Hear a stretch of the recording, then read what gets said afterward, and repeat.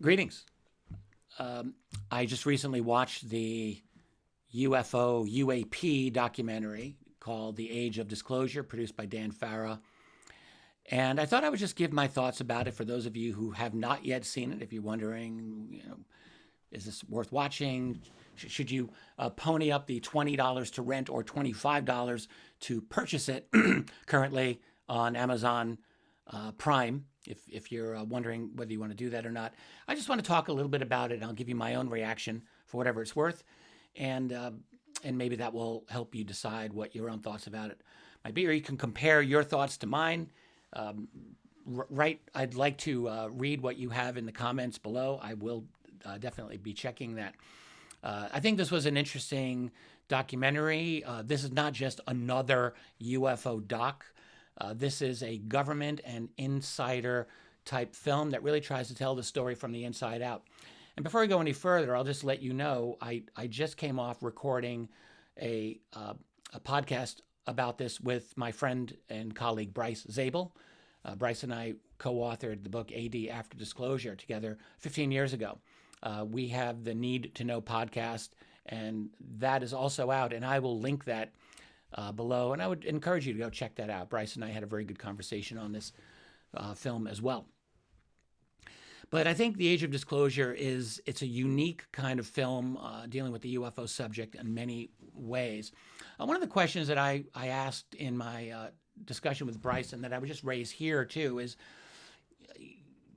were we watching a carefully or curated or orchestrated official narrative, or were we seeing cracks in a very old and deep system of secrecy? And I will just tell you my own feeling is it's the latter. I think that what we have been seeing more and more are signs of a cracking of the U.S. empire, if we can call it that.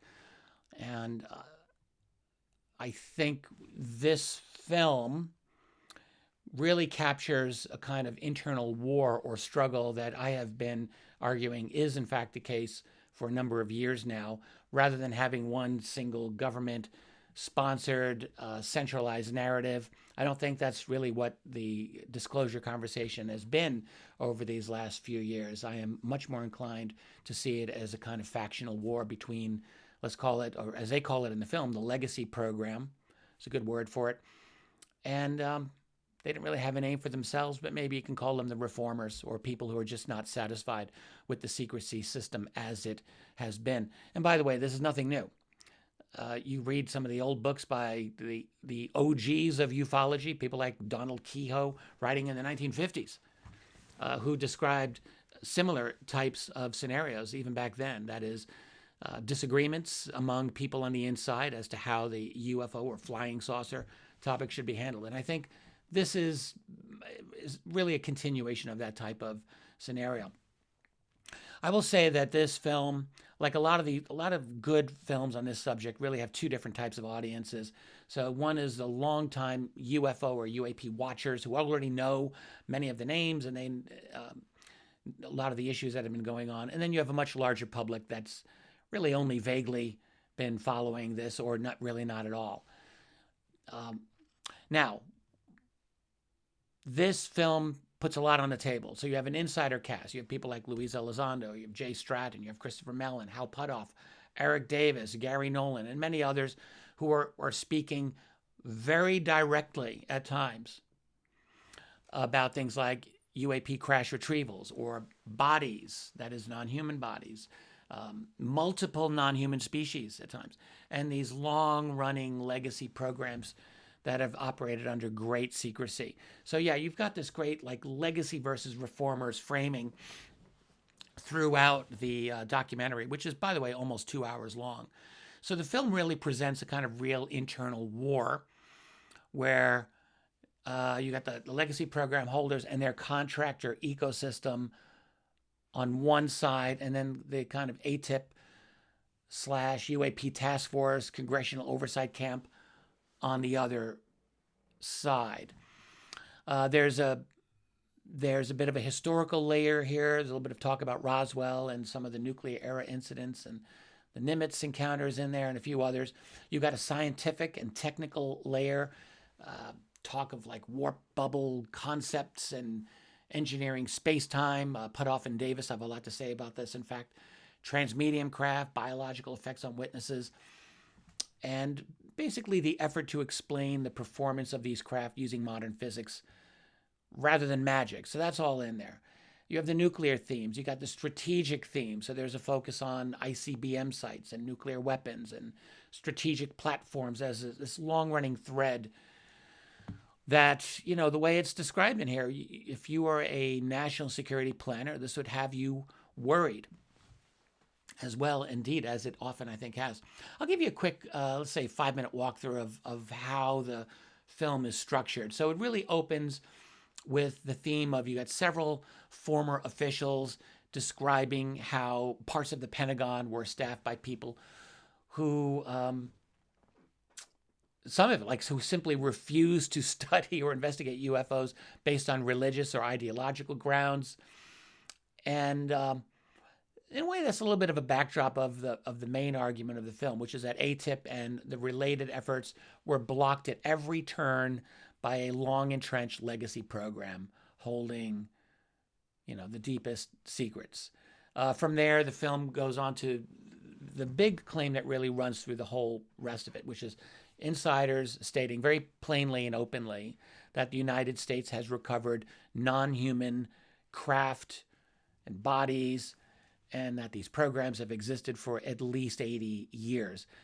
You get the descriptions of an entrenched bureaucracy, of intelligence agencies and major contractors that simply refuse to share information with anyone, including the ATIP group that tried to break into that secrecy. There's quite a bit of discussion there.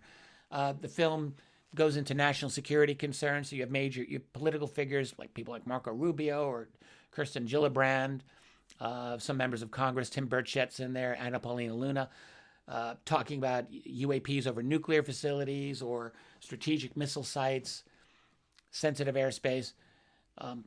James Clapper, I have no love for that man at all, but he's in there talking a little bit about not the reality of UFOs per se. He didn't really go that far at all. I think it was just a kind of generic clip of Clapper talking about life in the universe. But you have a lot of other politicians that were framing this matter as a potential threat. Not because UFOs or UAPs have attacked us, but because they penetrated restricted airspace with impunity.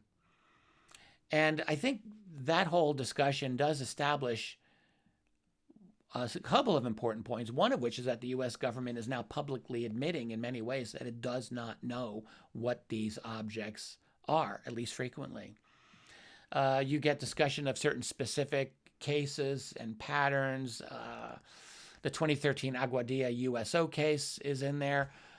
You have Ryan Graves describing the persistent objects off the East Coast from 2014, 2015 with the USS Roosevelt carrier group there.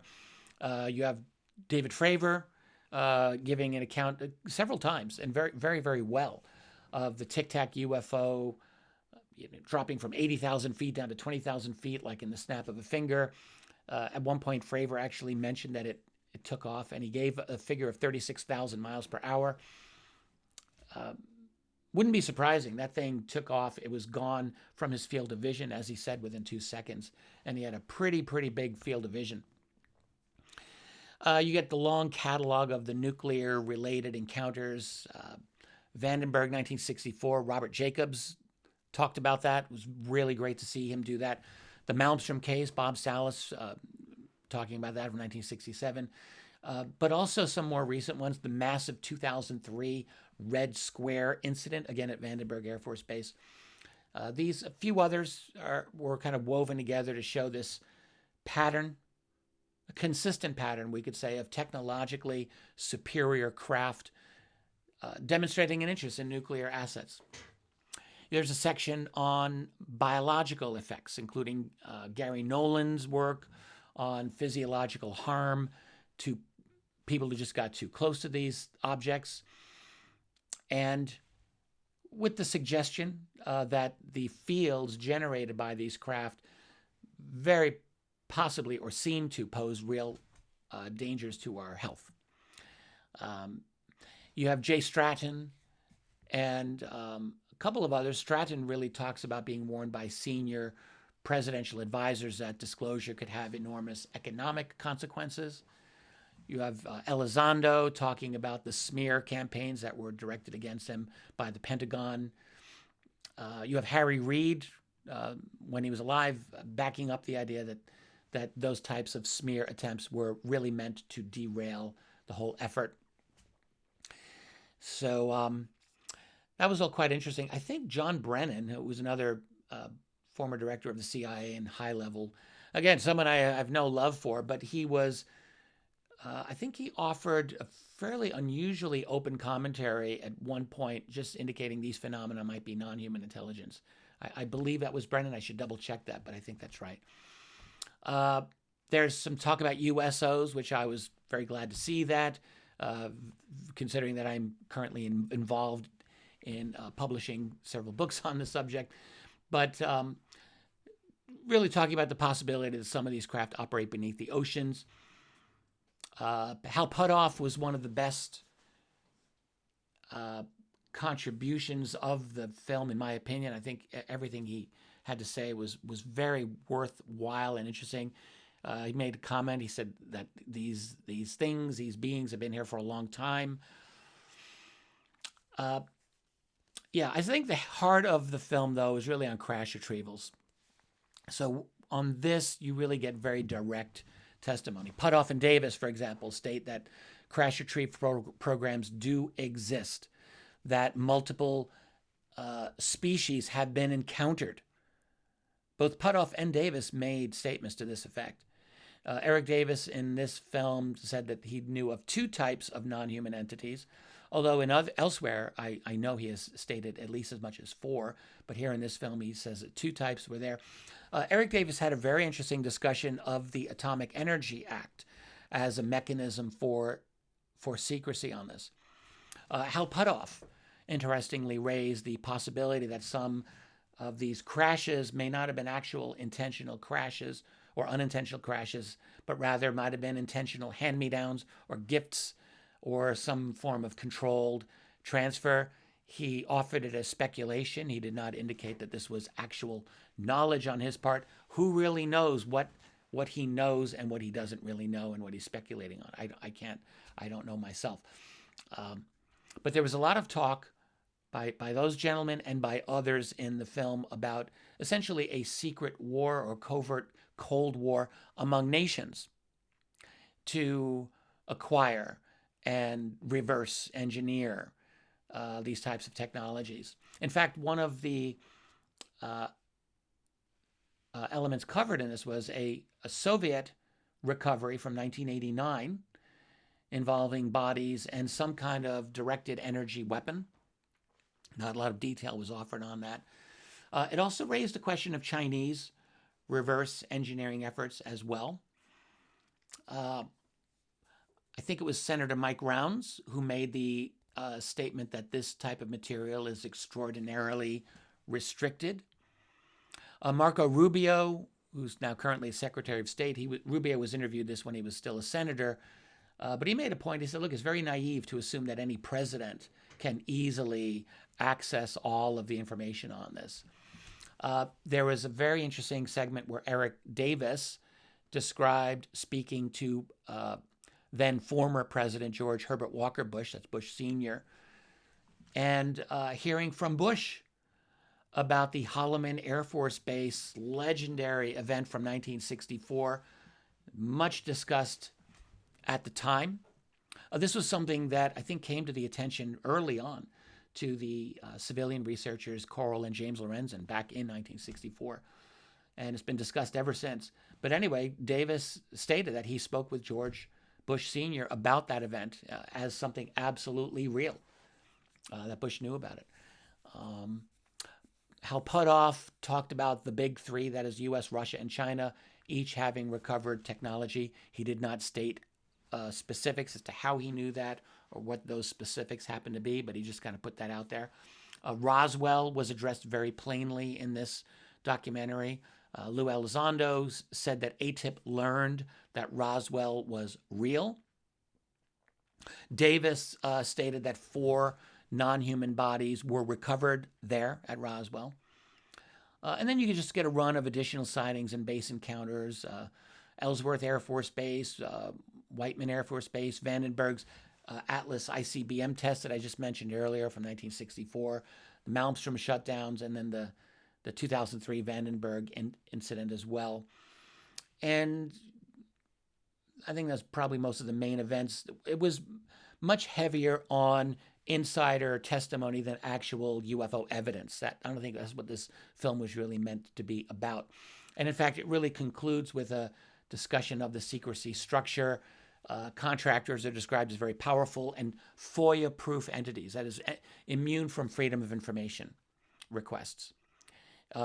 Rubio, again, had a very interesting statement here. It's very interesting that Rubio is saying these things because he is now Secretary of State to President Donald Trump, and you really have to wonder how deeply they've gone into this. But one thing Rubio talked about with some level of sophistication, I have to say, is that these corporate entities may really ultimately control the recovered technology. And he had a few things to say about this, essentially to the effect that the politicians come and go. You know, we've all known this. And then he stated that the people, below the director, which are all politically appointed, he says the lifers within these departments, they certainly know far, far more and don't always tell the political appointees at the top everything. But then he stated even beyond that, the government people come and go, but the contractors are always involved in this. And he said over time, you really seem to be developing a situation where the contractors may have the ultimate control over the recovered technology. So that's Marco Rubio saying that. That's not a trivial thing.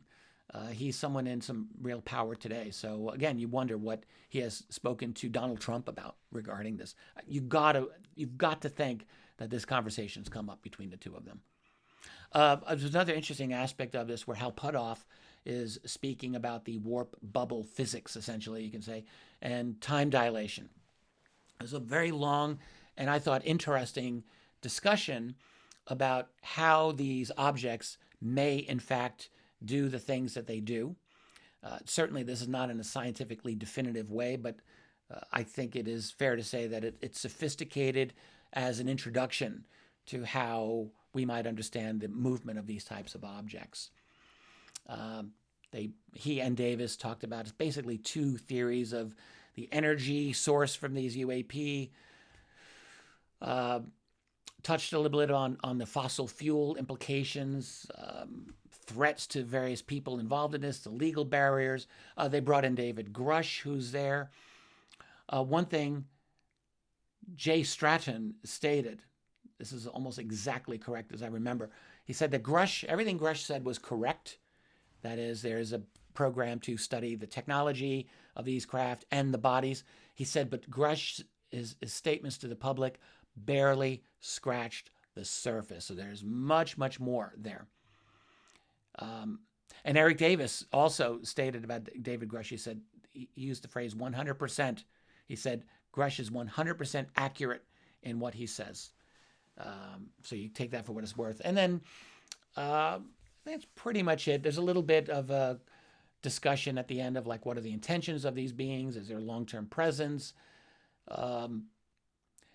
Basically, I think they're indicating that all the decades of the patterns involved suggest an intelligence that is quietly operating on and around the Earth, which is essentially what I have concluded. I think you're looking at a very highly sophisticated intelligence that has a substantial infrastructure operating on this planet. So that's basically the film. One thing that, like everyone knows, that Dan Farah is the producer, but it indicates at the end that Lou Elizondo and Jay Stratton were executive producers. So, and you can kind of see that because the two of them were fairly prominently portrayed in this.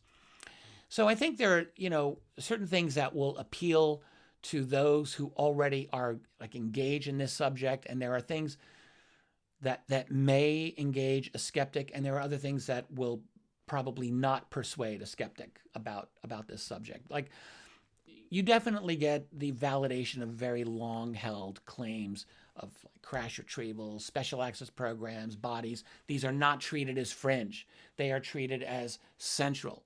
So this is, from that perspective, I think an explicit confirmation of what many people certainly have believed for years. I would also add that there is a high level of signal and very low fluff. Like, I just have to say that nearly every line from the major individuals involved in this carries some substance to it. I don't really think this film wasted any time with speculative material. Like, there's no overproduced reenactments. There's not a whole lot of contactee speculative material there as well. It really, I think, is very straightforward in many ways. You really get this factional war in plain sight. Again, this is an idea that I have argued for a long time, that the key story here is not does the phenomenon exist. It is really the internal struggle over who controls the secret, how much the public will be allowed to know, essentially. And you really get a kind of normalization of what were once formerly taboo topics. People like Puthoff and Davis are now speaking really quite openly about subjects that even 1 decade ago, they would not have touched in public. So that in itself tells you something about where we are. I would just say from the skeptical side of it, like things that this film does not resolve or where skeptics will remain unconvinced, you don't really get primary documents in the film itself. This film relies on testimony and personal authority. So skeptics will say, hey, show me the documents, show me the data, show me the contracts. That's not in here. There's no clear, unambiguous crash retrieval proof that is presented. You have a lot of compelling insider talk, absolutely, but not the kind of direct evidence that's going to move a hardened skeptic. There's no like proven photos of the craft or hardware on the table, forensic reports. There are some videos that are portrayed, many of them we've seen before, but you don't really get something that a skeptic's just going to say, where's your proof? You really have the reliance of a relatively small circle of recurring names. So critics are probably going to say, like, well, we keep hearing from the same cluster of people that, were essentially around Robert Bigelow, the OSAP, ATIP crowd. Where is anyone else? People from the outside. There are a few people there from the outside who are talking about it, like Rubio and a number of politicians. But basically, you've got a small group of people there that are talking about this. Impressive group of people. And one thing, I brought this up with Bryce in our podcast on Need to Know, which is that, a skeptic will definitely can ask, and I've heard this many times, like, if this is so sensitive a subject, why are these people now allowed to speak so freely? Are we just being given some managed partial disclosure that serves an agenda? And I would say this is not specifically from a controlled, centralized, here's what you're now allowed to say.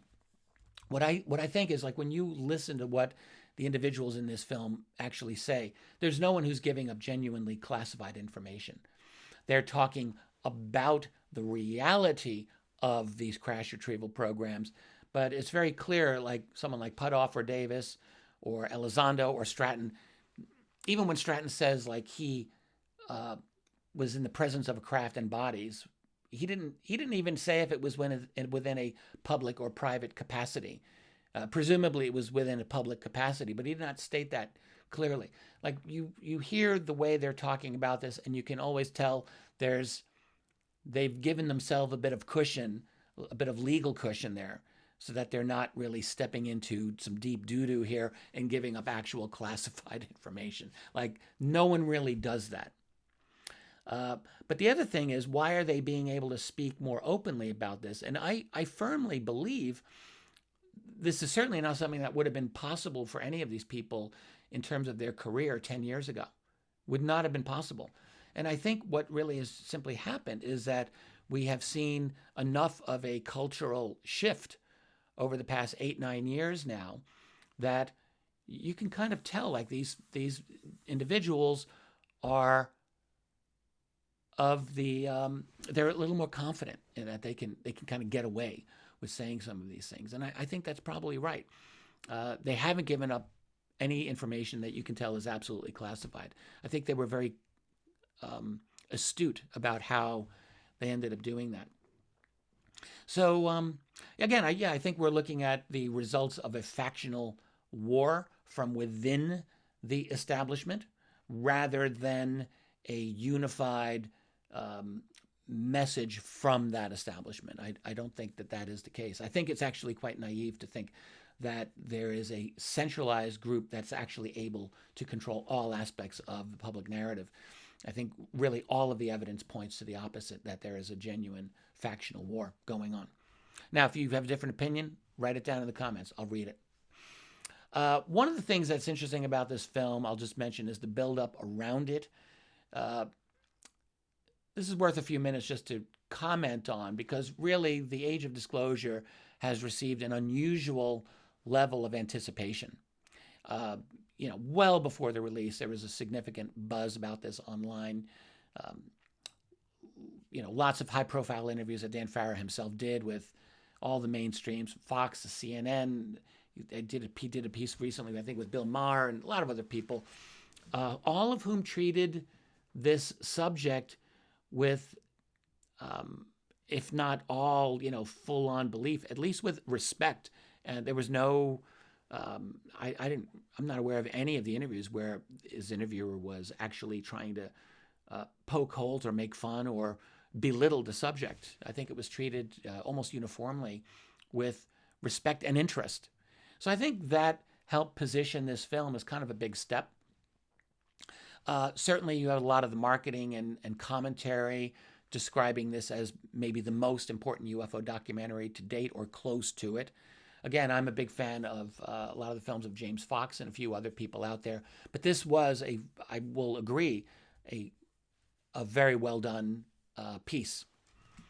So anyway, I think it compares well to some of the other documentaries that have been done. Now, you can ask a question: is this disclosure, or does this change nothing? Like, you've got the two positions here. What will it move the needle? I've been hearing that phrase a lot lately. Will this move the needle? And I think there are a few arguments you can make to say that, yes, this is moving the needle in a sense. This is pushing disclosure. You have, I don't know, for the first time, but maybe for the first time, a very consistent, powerful statement among multiple former or even current insiders speaking very plainly about crash retrievals and bodies and multiple species and a long-running legacy structure barely accountable to the elected government, if at all. So all of that was in there. That is not a trivial development.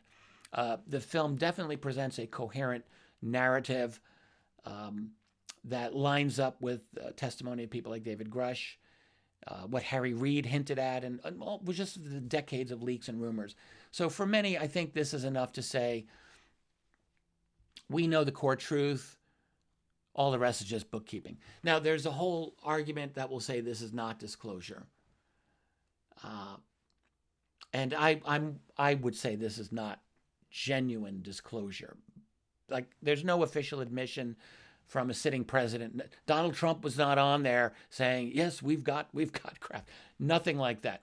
The statements that are in this film were powerful, but still technically you could say they were personal statements. There was no physical evidence that was placed on the public record in a way that would be testable or peer reviewable. And, frankly, the legacy system that everyone was talking about in this film, that's still intact. No major special access programs have been declassified. No contractors have been compelled to open their vaults. So this is not disclosure with a capital D, but it does feel like a significant step in the process of disclosure by erosion. That's something that I mentioned, I think, in one of my more recent videos, and I think we're seeing a little bit of that. So I think the cast of insiders did a very good job. I would think that even for a skeptic, if they are reasonably curious, if they have a reasonably open mind, I think that this would be enough at least to give them pause. And if nothing else, to cause them to ask a simple question that I asked 30 years ago of myself when I started looking at this phenomenon, which is not, is this real? Not, is this proof that UFOs are aliens? No. But a more interesting question is, why is there this serious factional dispute within the highest echelons of the national security community over what these things are? One thing that you don't really learn unless you dive in to this subject is that there's a significant number of responsible, intelligent, and knowledgeable insiders who have become convinced that we're dealing with non-human intelligence back in the 1950s and today. And I think this film should prompt a reasonable, open-minded skeptic at least to ask, why would someone like Hal Puthoff, or why would someone like Eric Davis, or Chris Mellon, or Lou Elizondo speak the way they do? I think that's a reasonable question that one should ask about this. My own position on this film, I would just say, I found most of this very credible. I found the factional war framing, as it were, to be credible. I believe, in my own research on this, that there are absolutely legacy crash retrieval, UAP crash retrieval, and exploitation programs. And I would say that I see this film as one of the clearest windows into that world so far. Now, I also recognize that for people who are demanding physical proof, this film is not going to be the final step. So it's not the end point. It's not the finish line of disclosure, but it's a significant marker along the way. I said this with Bryce in our joint treatment of this. And I do think that for many people who have studied this subject, it will add to their conviction that there has been a very major internal struggle over the UFO or UAP subject. So overall, I think this is a good and beneficial film. I mean, I have positive things to say about it. I don't know what more this film could have done. I mean, it could try to present the proof, but you got 2 hours. So I think what Farah was trying to do was something a little different than that. There have been a lot of UFO documentaries over time that have presented very strong evidence to the reality of the phenomenon. I don't really think that was what he was trying to do here. I think it's really starting with the reality of this as a given, as something non-controversial, and going a step further and trying to get inside some of the secrecy to some extent. And I think the film does succeed on that basis. So that is my take on it. And I realize, any time in this community of ours that anyone has an opinion on something like this, you're going to find people who are very supportive of it and people who just think, oh no, he's completely wrong. So I accept that. I guess I would just say that my opinions on this, my judgment on this are judgments that I am making in good faith. So I'm not really, I don't have an axe to grind one way or the other. I would say that this film did a very good job of presenting information that I personally have come to believe is the reality of the UFO phenomenon and cover-up. So there you go. I'll have a link to my discussion of this with Bryce and any other relevant links I'll put down there. I hope you found this at least to be interesting and informative. And again, let me know what you think below. I'll be reading the comments. If you like this video, please do like it. Hit the like button, share it, subscribe to my channel. Go check out my website, which is richarddolanmembers.com, where I am very active as well. And for that, I will bid you all a great day, and let's keep fighting the good fight. Catch you later. Bye for now.